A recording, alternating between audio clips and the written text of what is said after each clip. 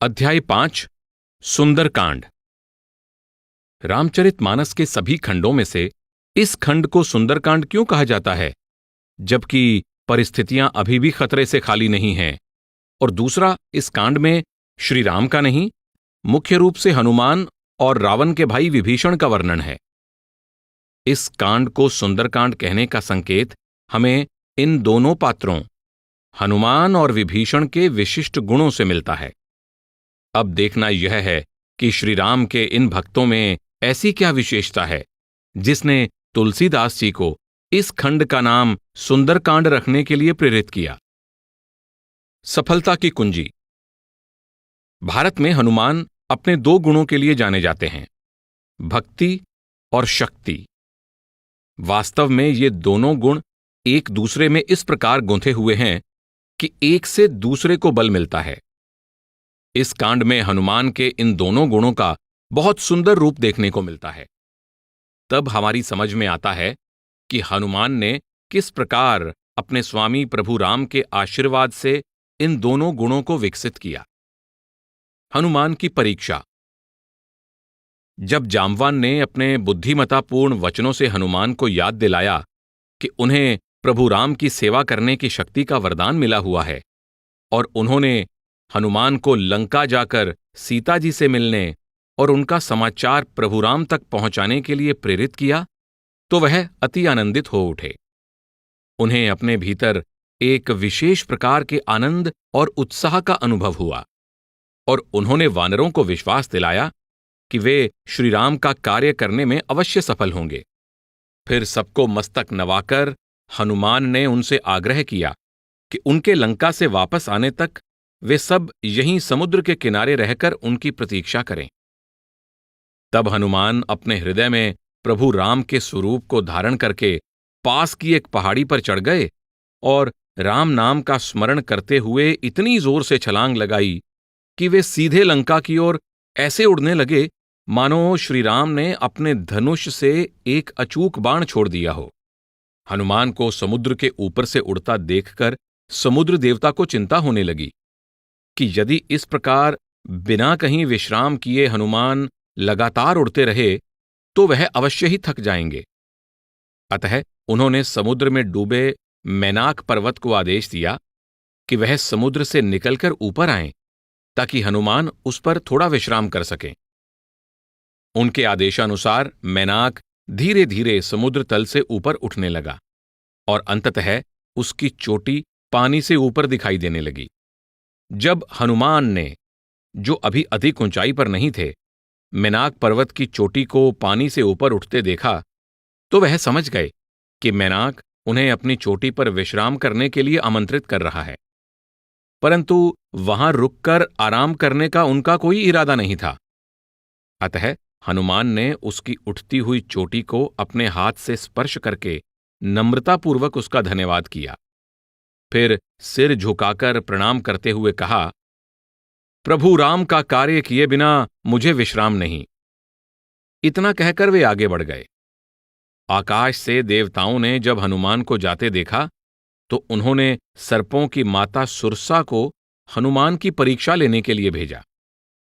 सुरसा उनकी ओर आगे बढ़ी और उन्हें धमकाते हुए कहने लगी, आज तो देवताओं ने मेरे लिए अति उत्तम आहार भेजा है।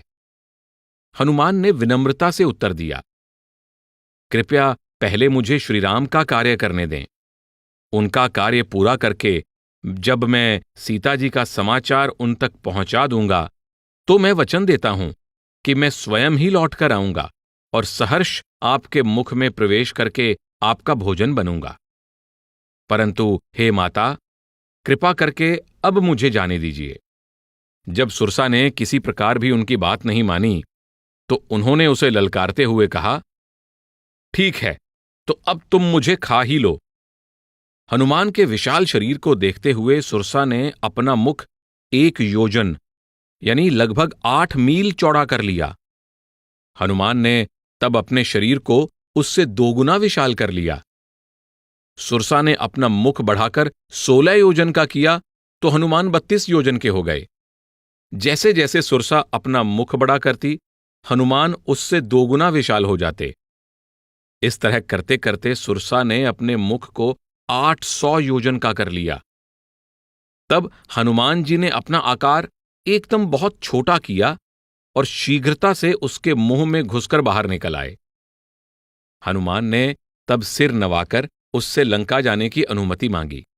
सुरसा हनुमान की बुद्धिमता और चतुराई से बहुत प्रसन्न हुई और उसने स्वीकार किया कि देवताओं ने उसे हनुमान की बल बुद्धि की परीक्षा लेने के लिए भेजा था।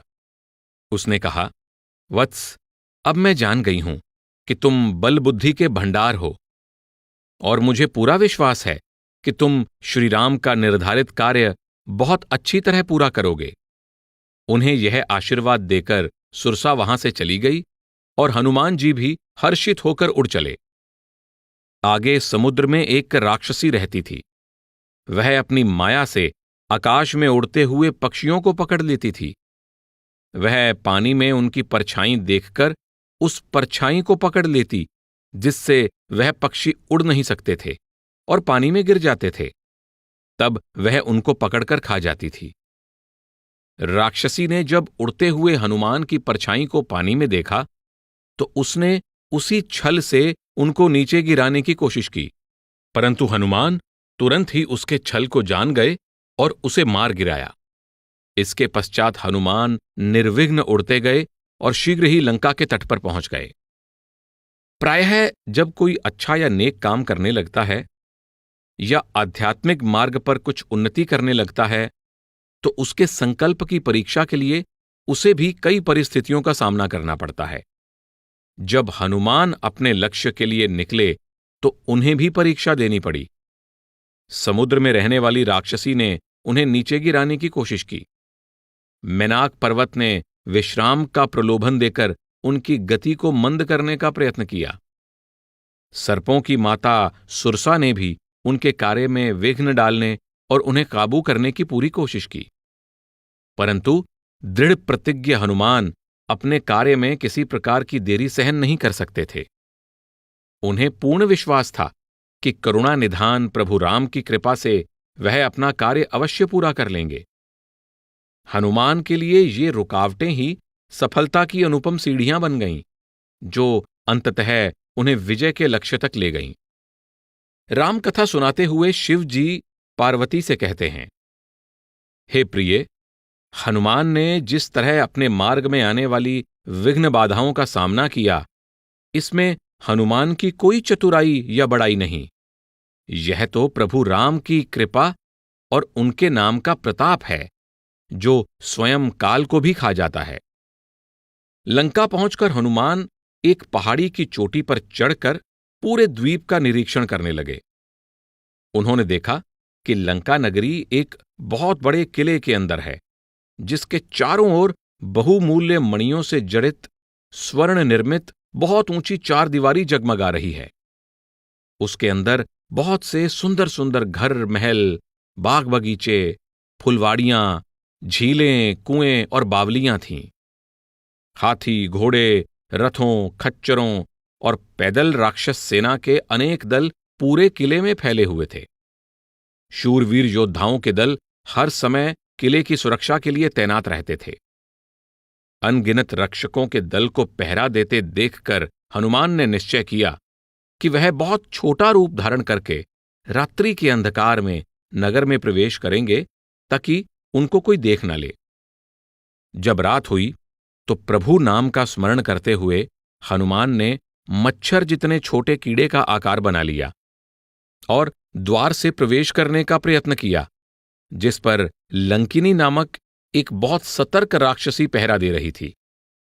उसने हनुमान को ललकारते हुए कहा, मुझे अनदेखा करके तुम अंदर जाने का दुस्साहस कैसे कर रहे हो?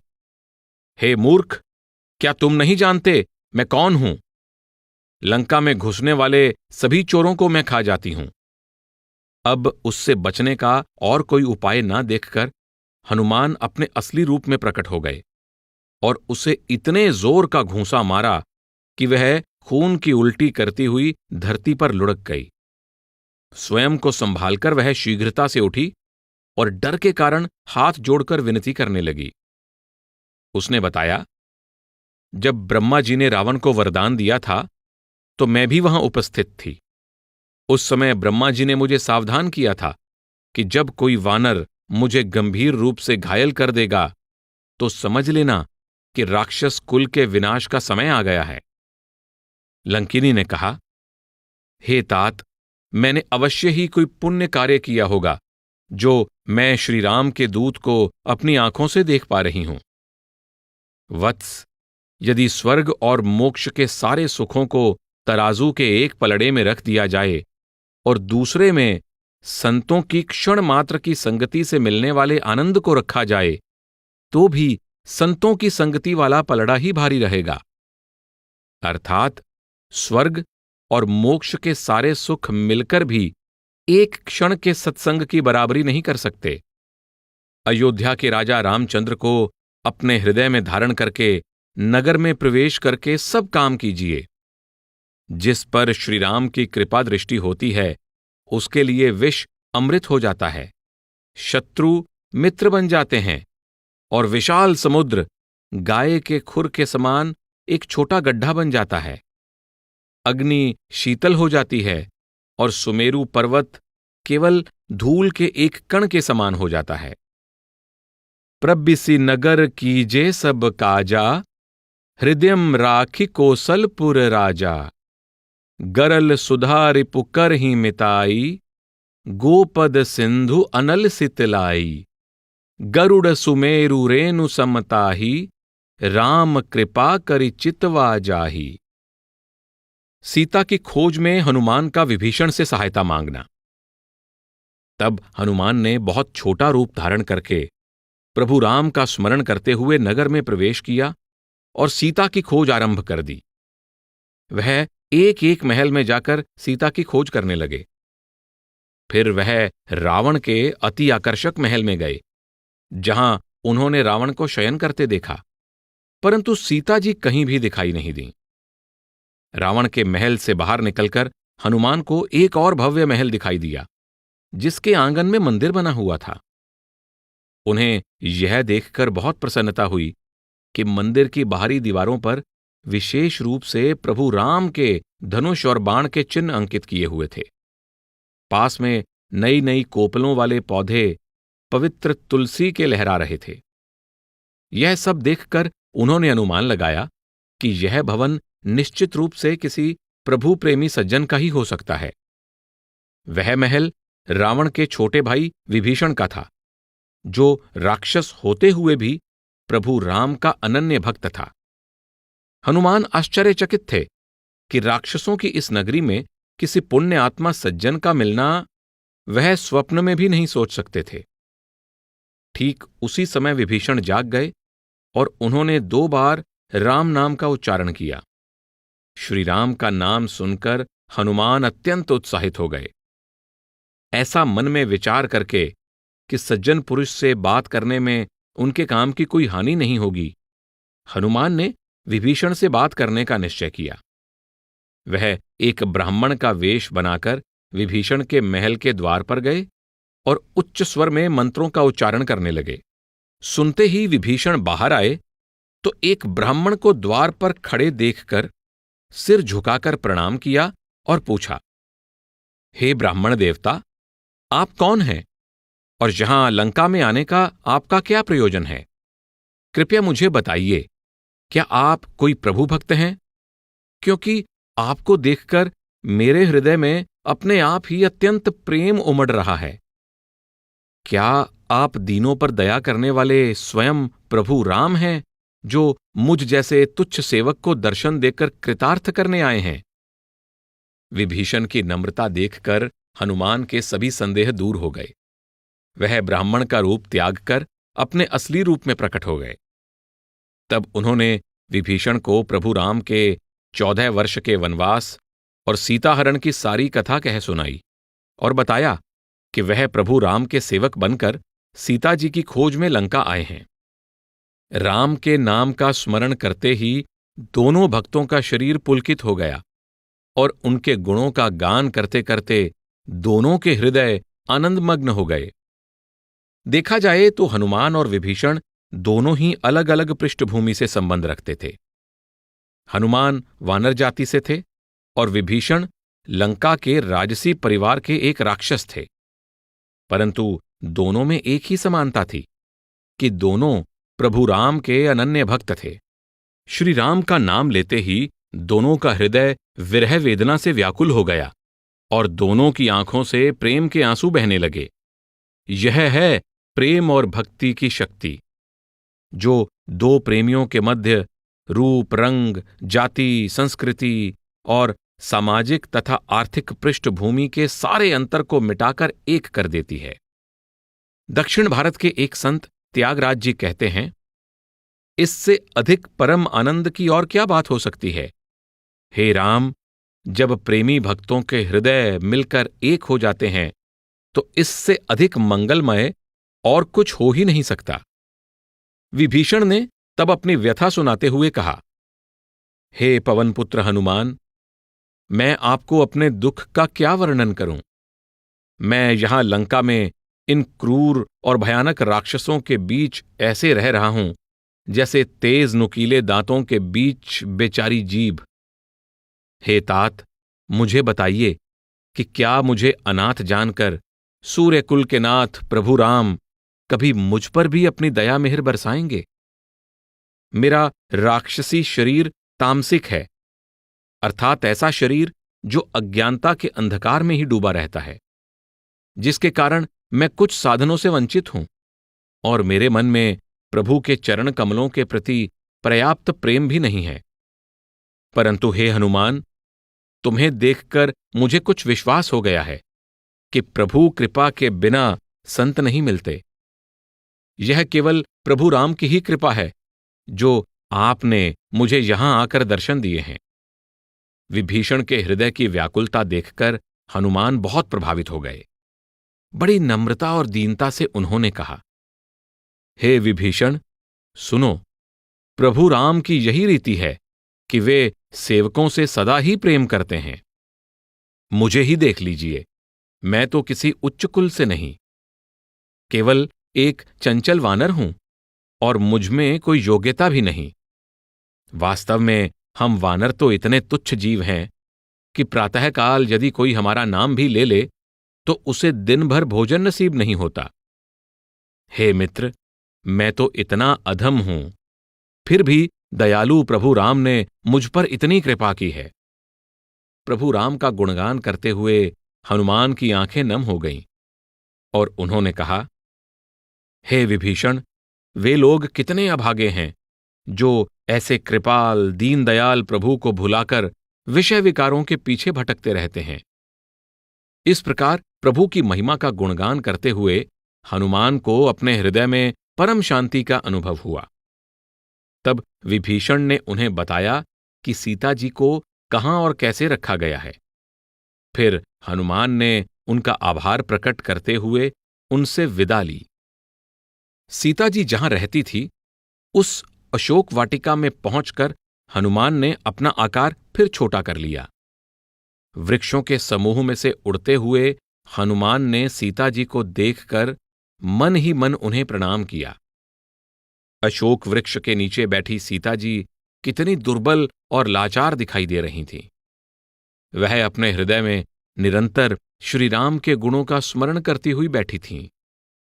उनकी दृष्टि अपने पैरों पर थी, पर मन में वह श्री राम के चरण कमलों के ध्यान में लीन थीं। सीता जी की मूक व्यथा से हनुमान भी बहुत व्यथित हो गए। हनुमान का रावण द्वारा सीता को प्रताड़ित करते हुए देखना। हनुमान पत्तों में छिपकर उस वृक्ष की टहनी पर बैठ गए जिसके नीचे सीता जी बैठी हुई थीं। वह अभी मन में विचार ही कर रहे थे कि सीता जी का दुख कैसे दूर किया जाए। तभी उन्होंने राजसी पोशाक में सजकर आए रावण को अशोक वाटिका में प्रवेश करते देखा।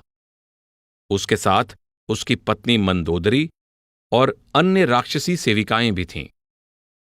रावण सीता जी को इतना विवश कर देना चाहता था कि वह उसकी बात मान जाए और महलों में उसकी रानी बनकर रहे।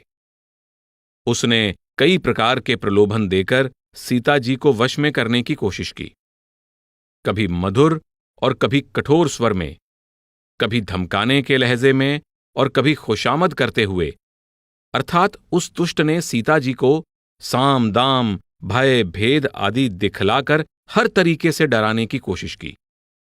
पहले उसने विनीत स्वर में कहा, हे सुमुखी, हे सयानी, मेरी ओर एक बार आंख उठाकर देख तो सही। मैं तुम्हें वचन देता हूं कि मैं तुम्हें अपनी महारानी बनाकर रखूंगा। मंदोदरी सहित सभी रानियां तुम्हारी दासी बनकर रहेंगी।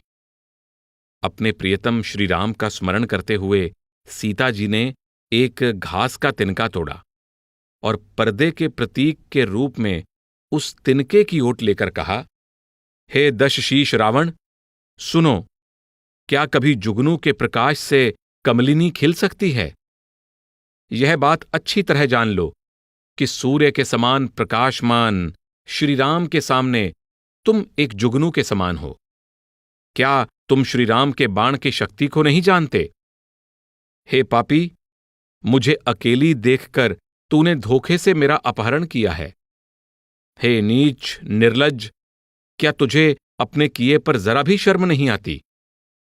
रावण को जुगनू और श्रीराम को सूर्य के समान बताने वाले सीता जी के कठोर वचनों को सुनकर वह क्रोधित हो उठा। अपनी तलवार लहराते हुए उसने कहा, सीता, तुमने मेरा घोर अपमान किया है। मैं अपनी तलवार से अभी तुम्हारे सिर को धड़ से अलग कर सकता हूं। यदि तुमने शीघ्र ही मेरी बात नहीं मानी तो हे सुंदरी, तुम्हें अपने जीवन से हाथ धोना पड़ेगा। सीता जी ने साहसपूर्वक उत्तर देते हुए कहा, हे दशग्रीव, मेरे स्वामी श्रीराम की भुजाएं नील कमल की माला के समान सुंदर और हाथी की सूंड की तरह विशाल और बलशाली हैं। हे मूर्ख, मेरी प्रतिज्ञा भी सुन ले। या तो वे भुजाएं मेरे गले का हार बनेगी या फिर तेरी तलवार। तब रावण की तलवार चंद्रहास को संबोधित करते हुए सीता ने कहा, हे चंद्रहास, तू ही मेरा दुख दूर कर दे। तेरी धार शीतल, तीव्र और श्रेष्ठ है। प्रभु राम के विरह की अग्नि बहुत पीड़ादायक है। तू अपनी शीतल धार से इस अग्नि को हर ले। सीता के ये वचन सुनते ही रावण उन्हें मारने के लिए दौड़ा, परंतु उसकी पत्नी मंदोदरी ने मर्यादा की बात कहकर उसे शांत किया। तब रावण ने सब राक्षसियों को बुलाकर उन्हें सीता जी को डराने धमकाने का आदेश दिया और सीता जी को अंतिम चेतावनी देते हुए कहा कि यदि 1 महीने के अंदर तुमने मेरी बात ना मानी तो मैं इस तलवार से तुम्हारा वध कर दूंगा। इतना कहकर रावण अपने महल में लौट गया। हमारा मन भी सीता रूपी आत्मा को लुभाने या धमकाने के लिए कई तरह की चालें चलता है। आरंभ में रावण सीता जी को लुभाने के लिए कई तरह के प्रलोभन देता है। जब सीता जी श्री राम के प्रति अपनी निष्ठा पर दृढ़ रहती हैं, तो रावण भयंकर राक्षसियों को सीता जी को डराने धमकाने का आदेश देता है, ताकि वे उसका ध्यान भंग करके उसे प्रभु राम से विमुख कर सकें। इसी प्रकार हम भी जब कोई नेक कर्म करने का निश्चय करते हैं, तो हमारे अहंकार, भय और असुरक्षा की भावनाएं हमें परेशान करने लगती हैं और निरंतर हमारे विश्वास को तोड़ने और हमें परमात्मा से विमुख करने की कोशिश करती रहती हैं। रावण के जाते ही दुष्ट राक्षसियों ने सीता जी को घेर लिया और तरह तरह के भयंकर मुंह बनाकर सीता जी को बुरा भला कहकर डराने लगीं। उनमें से त्रिजटा नाम की राक्षसी प्रभु राम की भक्त और दयालु स्वभाव की थी। उसने सभी राक्षसियों को बुलाकर कहा कि वे सीता जी को कष्ट न पहुंचाएं। यदि वे अपना भला चाहती हैं तो उनकी सेवा करें। त्रिजटा ने उन्हें बताया कि उसने स्वप्न में देखा है कि एक वानर ने आकर सारी लंका जला दी है और राक्षसों की सारी सेना नष्ट हो गई है। उसने आगे बताया कि उसने सपने में देखा है कि रावण के 10 सिर मूड़े हुए और 20 भुजाएं कटी हुई हैं और वह नग्न अवस्था में गधे पर सवार होकर दक्षिण दिशा की ओर जा रहा है। दक्षिण दिशा यम की दिशा मानी जाती है, जिसका अर्थ है कि रावण की मृत्यु निश्चित है।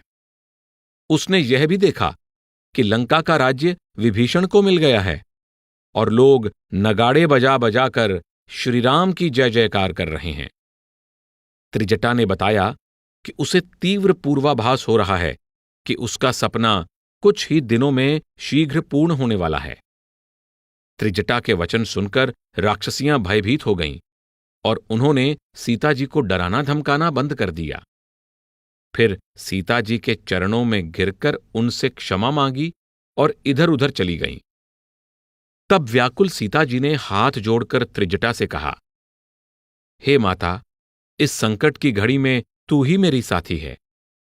कुछ ऐसा उपाय करो जिससे शीघ्र ही मैं इस शरीर का त्याग कर सकूं। अपने स्वामी से वियोग का एक एक पल अब मेरे लिए असहनीय हो गया है। हे माता, आप कुछ सूखी लकड़ियां लाकर उसकी चिता बनाकर उसमें आग लगा दीजिए, जिसमें मैं अपने शरीर को भस्म कर सकूं। हे सयानी, यदि आप मुझसे प्रेम करती हैं तो मेरा यह काम कर दीजिए। रावण के वचन मेरे हृदय में शूल की भांति चुभ रहे हैं, अब और सहन नहीं होते। सीता जी के दुख भरे वचन सुनकर त्रिजटा द्रवित हो गई। उसने सीता जी के पैर पकड़ लिए और बड़े स्नेह से उसका हौसला बढ़ाते हुए कहा कि वह निराश न हो और प्रभु के बल, पराक्रम और महिमा पर विश्वास रखें। उसने व्याकुल सीता जी को शांत करने के लिए मधुर स्वर में कहा, हे सुकुमारी, रात्रि के इस पहर में लकड़ियों और आग का मिलना संभव नहीं है। इस प्रकार सीता जी को सांत्वना देकर वह अपने घर चली गई। सीता जी दुखी होकर कह उठीं, लगता है विधाता ही मेरे प्रतिकूल हो गया है। अब न तो अग्नि मिलेगी और न ही मेरी पीड़ा का अंत होगा। ऊपर आकाश में इतने तारे अंगारे की तरह चमक रहे हैं, परंतु उनमें से एक भी मेरी सहायता के लिए नीचे क्यों नहीं गिरता? चंद्रमा भी तेज प्रकाश से दमक रहा है, परंतु वह भी मुझे अभागी जानकर अपने प्रकाश की एक चिंगारी मुझ पर नहीं बरसाता। हे अशोक वृक्ष, तुम्हारा तो नाम भी अशोक अर्थात शोक को हरने वाला है। कम से कम तुम तो मेरी विनती सुनो और मेरा शोक हर लो। तुम्हारी नई नई कोमल पत्तियां अग्नि जैसे रंग की हैं। मुझे उनकी ज्वाला देकर मेरे जीवन का अंत कर दो। हनुमान द्वारा सीता जी को सांत्वना।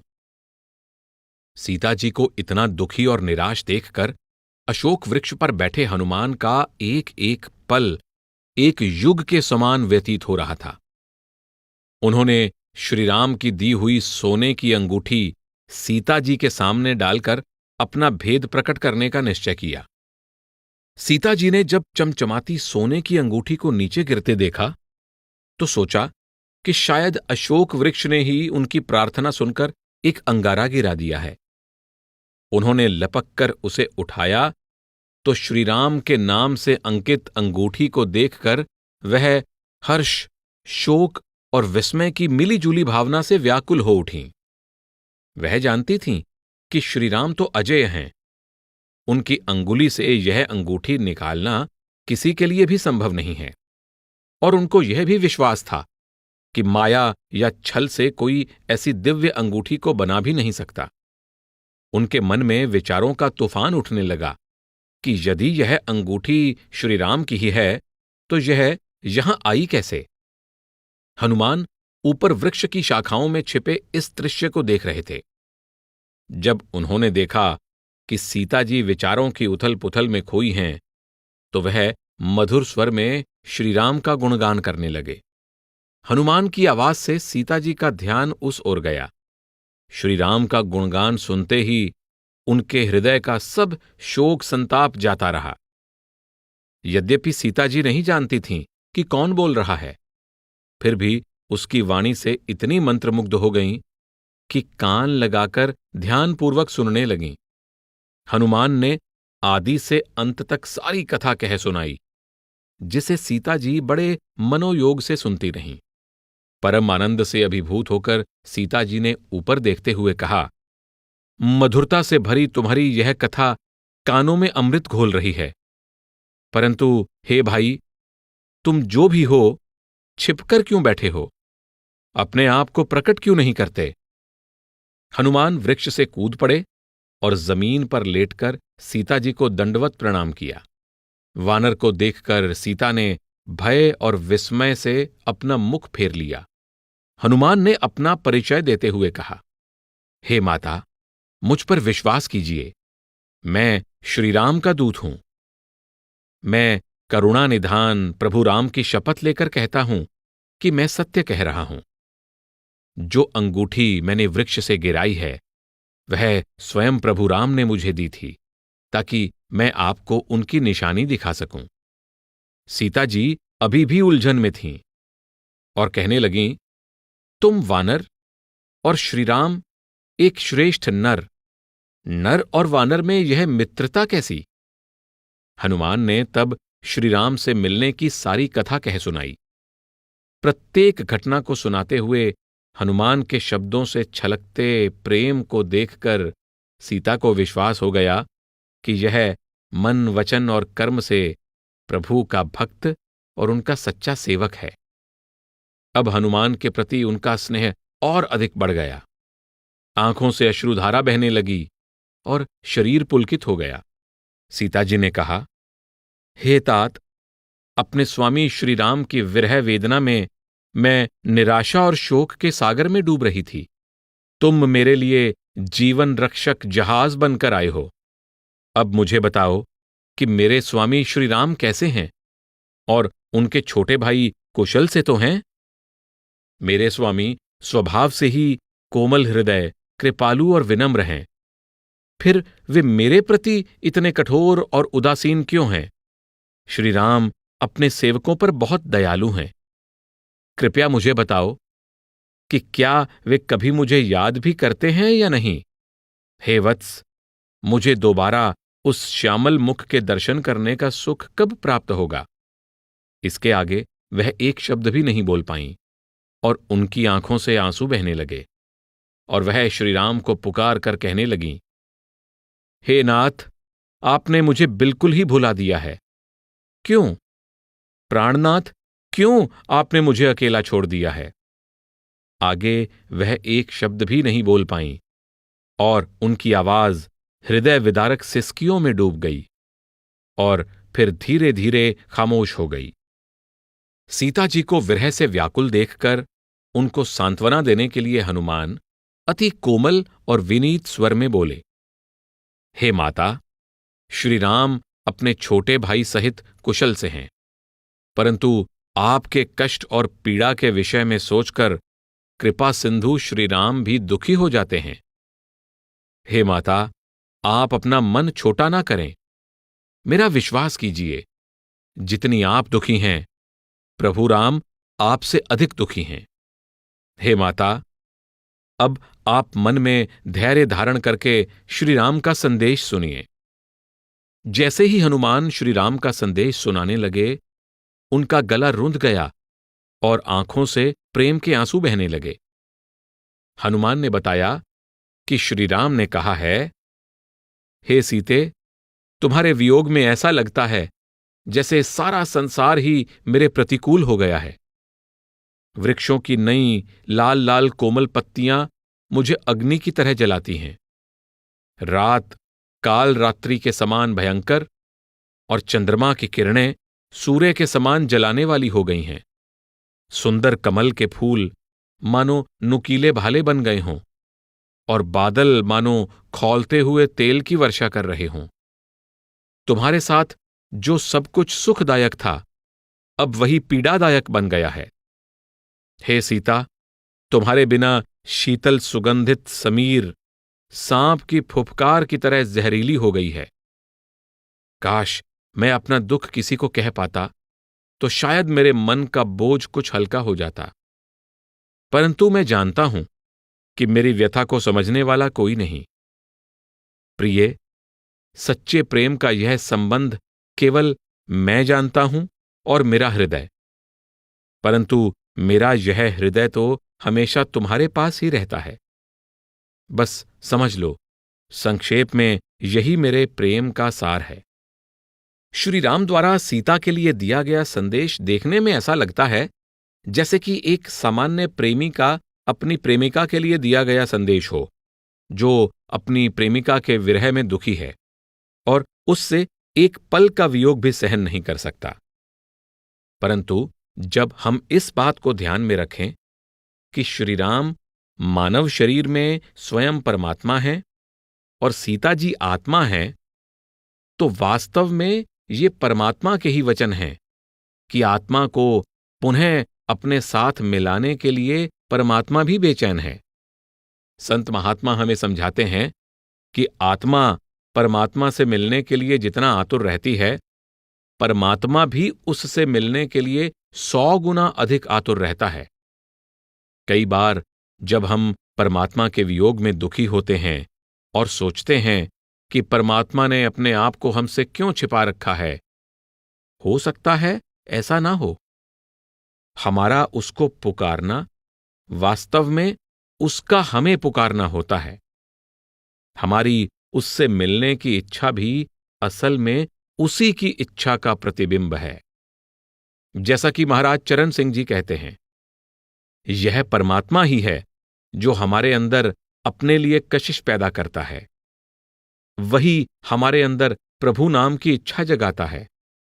वही हमारे लिए ऐसी परिस्थितियां और वातावरण पैदा करता है जिससे हमारा ध्यान उसकी तरफ जाए और हम सुमिरन कर सकें।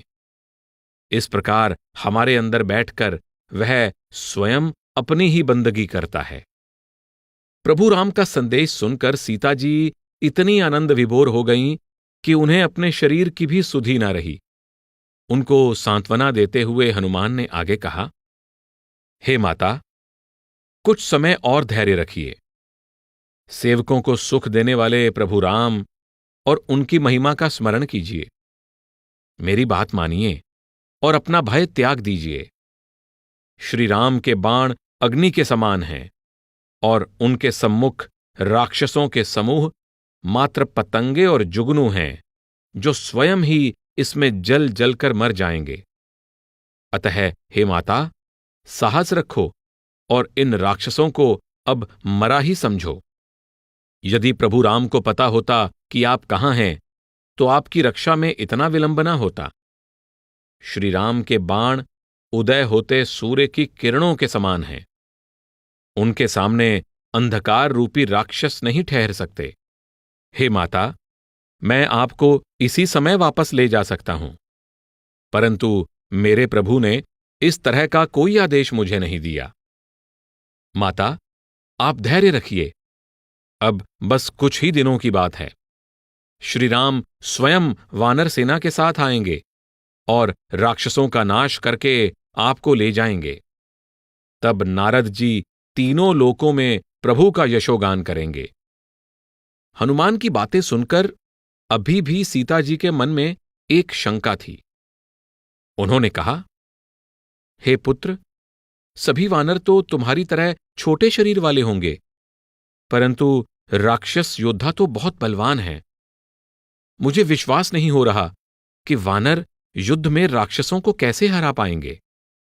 यह सुनकर हनुमान ने सीता जी को अपना असली रूप दिखाया, जो सोने के पर्वत जैसा विशाल, युद्ध में भयंकर, अत्यंत शक्तिशाली, साहसपूर्ण और शत्रुओं के मन में भय उत्पन्न करने वाला था। उसके विशाल स्वरूप को देखकर सीता जी पूरी तरह से आश्वस्त हो गईं। पुनः अपने शरीर को छोटा करके हनुमान ने कहा, हे माता, एक शाखा से दूसरी शाखा पर कूदने वाले हम वानर चंचल स्वभाव के होते हैं और हम में इतनी बल बुद्धि भी नहीं होती। परंतु प्रभु राम के आशीर्वाद और शक्ति से, जैसे कि एक छोटा सा सांप पक्षियों के राजा गरुड़ को खा सकता है, वैसे ही दुर्बल व्यक्ति भी बलवान को हरा सकता है। भगवान राम की शक्ति और महिमा में कहे गए हनुमान के वचन उसकी श्रद्धा और भक्ति को प्रकट करते हैं, जिन्हें सुनकर सीता जी को बहुत सुख मिला। हनुमान को प्रभु राम का प्रिय जानकर सीता जी ने उन्हें आशीर्वाद देते हुए कहा, हे वत्स, तुम कभी वृद्धावस्था और मृत्यु को प्राप्त नहीं होगे अर्थात तुम अजर अमर और गुणों का भंडार रहोगे। तुम्हारे बल और शील में वृद्धि हो और प्रभु राम तुम पर विशेष कृपा करें। सीता जी का आशीर्वाद सुनकर हनुमान भाव विभोर और प्रेममग्न हो गए। उन्होंने बार बार सीता जी के चरणों में सिर नवाया और हाथ जोड़कर कहने लगे, हे माता, मेरा जीवन धन्य हो गया, क्योंकि यह बात सर्वविदित है, आपका आशीर्वाद कभी व्यर्थ नहीं जा सकता। फिर उन्होंने स्नेहपूर्वक कहा, हे माता, वृक्षों पर लगे पके और रसीले फलों को देखकर मुझे बहुत भूख लग गई है। सीता जी ने उनको सावधान करते हुए बताया कि बड़े बलवान राक्षस योद्धा इस वन की रखवाली करते हैं। हनुमान ने उत्तर दिया, माता, यदि आपकी आज्ञा हो तो मुझे उन राक्षसों का कोई भय नहीं। हनुमान को बुद्धि और बल में निपुण देखकर सीता जी ने हनुमान से कहा कि प्रभु राम के चरण कमलों को हृदय में धारण करके जाओ और मीठे फलों का आनंद लो। तब सीता जी को सिर नवाकर हनुमान चल दिए। हनुमान खतरे में। हनुमान बाग में चले गए और फल खाने के बाद वृक्षों को उखाड़ उखाड़ कर फेंकने लगे। बाग को नष्ट होते देखकर बहुत से रखवाले योद्धा आगे बढ़े, परंतु हनुमान ने उन पर आक्रमण करके बहुत से योद्धाओं को मार गिराया। यह सुनकर रावण ने शीघ्र ही और योद्धाओं को वहां जाकर उस वानर को सबक सिखाने का आदेश दिया। हनुमान ने उनको आता देखकर जोर से गर्जना की और ज्यों ही वे अशोक वाटिका में पहुंचे, उन पर धावा बोल दिया और बहुतों को मार डाला। उनमें से कुछ घायल होकर चिल्लाते हुए भाग गए और जाकर रावण को अपनी दुख भरी गाथा सुनाई। रावण ने तब अपने छोटे बेटे अक्षय कुमार को बुलाया, जो अपने बहुत से श्रेष्ठ योद्धाओं को लेकर अशोक वाटिका की ओर चल पड़ा, परंतु हनुमान पहले से ही तैयार थे। उनको आता देखकर हनुमान ने कुछ वृक्ष उखाड़े और घनघोर गर्जना करते हुए उन पर फेंक दिए, जिससे अक्षय कुमार सहित बहुत से योद्धा मारे गए। कुछ योद्धा बचकर भाग निकले और जाकर रावण को बताया कि वह वानर तो उनसे बहुत अधिक शक्तिशाली है। यह जानकर कि एक वानर ने उसके पुत्र को मार दिया है, रावण बहुत क्रोधित हो उठा। तब रावण ने अपने बड़े पुत्र वीर योद्धा मेघनाद को भेजने का निश्चय किया। उसने उसे आदेश दिया कि उस वानर को मारना नहीं, बल्कि जीवित ही पकड़कर ले आना, क्योंकि वह स्वयं उसके बारे में जानना चाहता था। अपने भाई की मृत्यु के समाचार से अद्वितीय योद्धा मेघनाद भी बहुत क्रोध में था। हनुमान ने जब उस अजेय योद्धा को आते देखा तो उन्होंने एक विशाल वृक्ष को जड़ से उखाड़कर उस पर फेंक दिया, जिससे वह रथ से उछलकर नीचे गिर पड़ा। अपने शरीर से मेघनाद के बलवान योद्धाओं को मसल मसल कर मारने के पश्चात हनुमान ने अब मेघनाद पर धावा बोल दिया और दोनों में भयंकर युद्ध होने लगा। मेघनाद ने बहुत से शक्तिशाली हथियारों और अपनी मायावी शक्तियों का प्रयोग किया, परंतु हनुमान पर इनका कोई प्रभाव नहीं हुआ। अंत में मेघनाद ने ब्रह्मास्त्र प्रयोग करने का निश्चय किया, वह दिव्य अस्त्र जो स्वयं ब्रह्मा जी से उसे प्राप्त हुआ था। जैसे ही हनुमान ने मेघनाद को ब्रह्मास्त्र छोड़ते देखा तो उन्होंने मन में विचार किया कि यदि वह दिव्य अस्त्र से बचने की कोशिश करते हैं तो ब्रह्मा जी की महिमा का अनादर होगा। अतः ब्रह्मा जी को सम्मान देते हुए वह ब्रह्मास्त्र लगते ही मूर्छित होकर धरती पर गिर पड़े, परंतु गिरते हुए भी उन्होंने अपने विशाल शरीर से बहुत से राक्षसों को कुचल दिया। हनुमान को मूर्छित देखकर राक्षसी सेना ने उनको नागपाश से बांध लिया और उठाकर रावण के पास ले गए। पार्वती को इस प्रसंग का वर्णन करते हुए शिव जी कहते हैं, हे पार्वती, देखो, जिस प्रभु का नाम लेकर विवेकी पुरुष अपने जन्म मरण के बंधन को काट लेता है, क्या उस प्रभु की इच्छा के बिना कोई उनके दूत को बंधन में डाल सकता है? हनुमान ने स्वयं ही अपने आप को बंदी बनवा लिया क्योंकि प्रभु के सेवा कार्य के लिए ऐसा करना जरूरी था। जासु नाम जपि सुनहु भवानी, भव बंधन काटहि नर ज्ञानी। तासु दूत की बंध तरु आवा, प्रभु कारज लगी कपहि बंधावा। नगरवासियों ने जब यह सुना कि उस आतताई शैतान वानर को पकड़कर रावण के दरबार में लाया जा रहा है, तो वे उसका तमाशा देखने के लिए महल की ओर दौड़ पड़े। रावण उसे देखते ही हंसने लगा और अपशब्द कहकर उसे चिढ़ाने लगा, परंतु अपने पुत्र की मृत्यु का ख्याल आते ही वह शोक से भर गया। उसने पूछा, अरे वानर, तू कौन है? किसके बल पर तूने अशोक वन को उजाड़ कर नष्ट कर दिया है? हे मूर्ख, क्या तूने कभी रावण के नाम और उसके बल पराक्रम के बारे में नहीं सुना? मैं देख रहा हूं कि तू बहुत बलवान और निडर है। तूने राक्षसों को किस अपराध के कारण मारा है?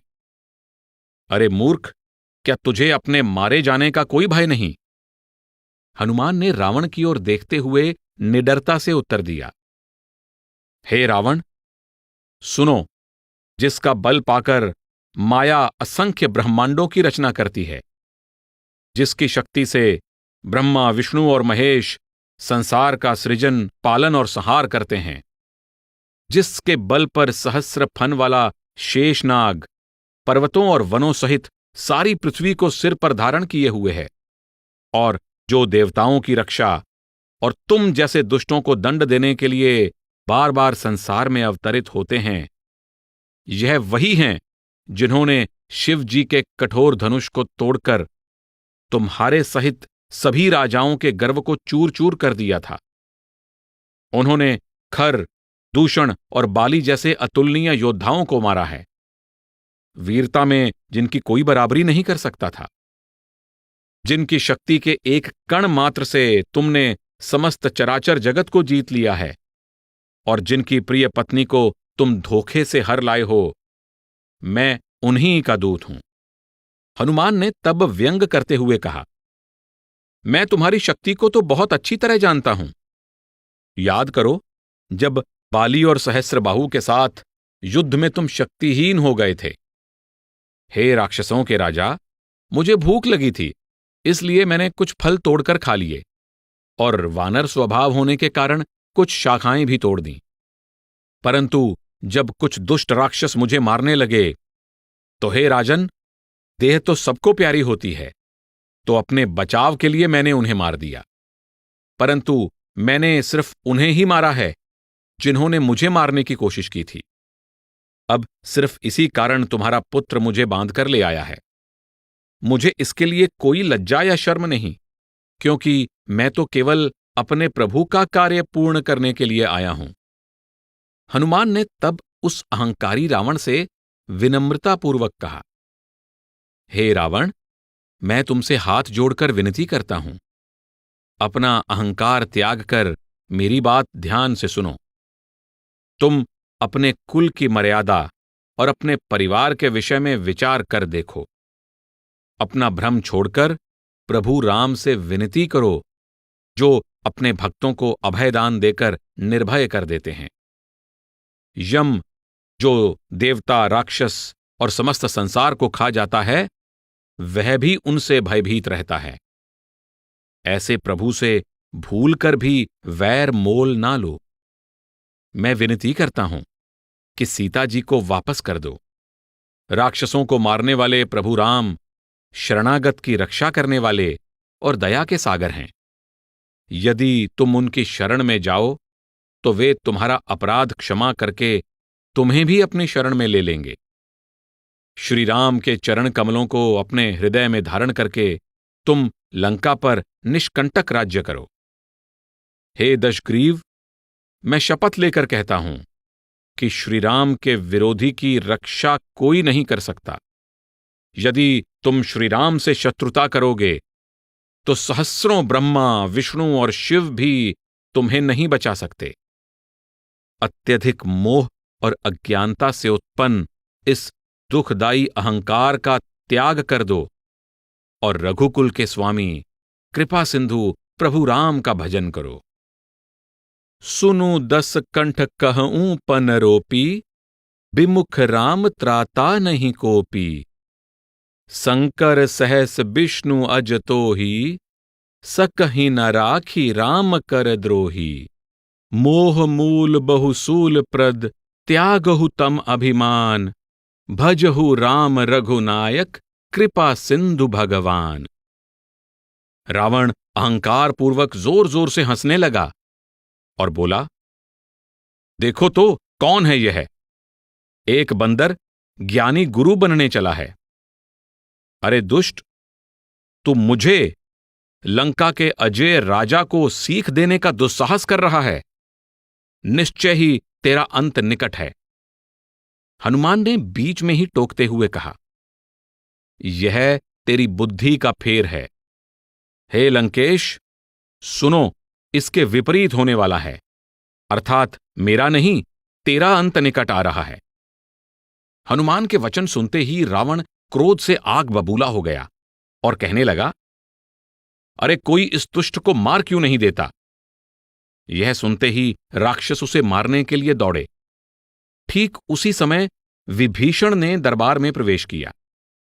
उसने सिर झुकाकर रावण को प्रणाम करते हुए नम्रतापूर्वक कहा कि हनुमान तो एक दूत है और नीति के अनुसार दूत को मारना उचित नहीं, इसे कोई और दंड देना ही ठीक है। हनुमान द्वारा लंका दहन। सभी ने विभीषण की सलाह को उचित माना। रावण ने हंसते हुए कहा, ठीक है, इसको वापस भेजने से पहले इसका अंग भंग कर दो, अर्थात इसके शरीर का कोई अंग तोड़ दो। मैं तुम्हें एक राज की बात बताता हूं। बंदर को अपनी पूंछ से बहुत लगाव होता है, अतः तेल में एक कपड़ा डुबोकर इसकी पूंछ पर लपेटकर आग लगा दो। जब बिना पूंछ का यह बंदर अपने स्वामी के पास जाएगा तो इसका स्वामी भी इसके साथ यहां आएगा। देखें तो सही, इसका स्वामी कौन है जिसकी यह बंदर इतनी बड़ाई कर रहा है। यह सुनकर हनुमान मन ही मन मुस्कुराने लगे। राक्षस राजा के कर्मचारी और सेवक शीघ्रता से कपड़ा और तेल लाकर हनुमान की पूंछ पर लपेटने लगे। तब हनुमान कौतुक दिखाने के लिए अपनी पूंछ को इतना लंबा करते गए कि लंका का सारा तेल और कपड़ा भी कम पड़ गया।